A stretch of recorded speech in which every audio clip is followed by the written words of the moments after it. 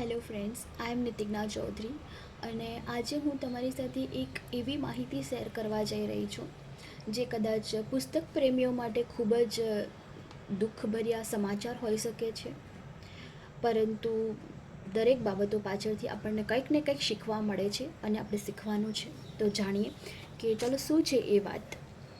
બાળકોથી લઈને યુવાઓ તેમજ બુજુર્ગોને પણ ક્વોલિટી ભર્યા વિચારો તેમજ જ્ઞાનથી ભરપૂર કરી દે એવું નગેન્દ્ર વિજય દ્વારા પ્રકાશિત કરાયેલ સફારી મેગેઝિન આજે પોતાના 369માં અંક નંબર પછી વિરામ મૂકી રહ્યું છે.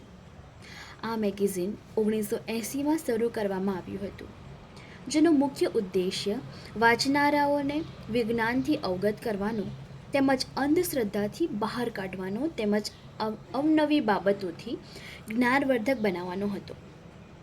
આપણને એ સવાલ સ્વાભાવિકપણે થાય કે શા માટે આટલું રસપ્રદ અને જ્ઞાનથી ભર્યું પુસ્તક બંધ થઈ રહ્યું છે, જેનું કારણ ફક્ત ને ફક્ત ડિજિટલાઇઝેશન છે એમ આપણે સ્પષ્ટપણે કહી શકીએ.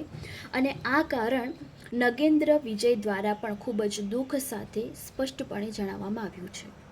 ડિજિટલ મીડિયા આવ્યું અને મેં જોયું કે ધીમે ધીમે સર્ક્યુલેશન ઘટતું જાય છે, કારણ કે લોકો, બાળકો પણ અને મા બાપો તો સમજવા જ તૈયાર નથી. મને મા બાપો સામે સખત ફરિયાદ છે, સખત એટલે સખત ફરિયાદ છે. ધીમે ધીમે સર્ક્યુલેશન ઘટવા માંડ્યું. છેવટે એવું થયું કે મેં મારા અત્યારે છેલ્લા અંકના તંત્રી લેખમાં લખ્યું એમ 6 ભાગનું બી ન રહ્યું. જે આવક જાવકના 2 છેડા ભેગા ન થાય. જે શરૂઆતના અંકો પડી રહ્યા હતા, જે કંઈ બુક્સ હતી, એમાંથી મારો કારોબાર ચાલતો, હવે તો એ સ્થિતિ પણ રહી નથી. અનેક લોકોના મનમાં એમ છે કે ભાઈ નગેન્દ્ર વિજયની ઉંમર 81 વર્ષની થઈ એટલા માટે હવે બંધ કરી રહ્યા છે. નહીં, એવું નથી. હું આ માન્યતાને કે આ ગેરમાન્યતાને સ્પષ્ટપણે નકારી કાઢું છું. હું હજી સ્વસ્થ છું.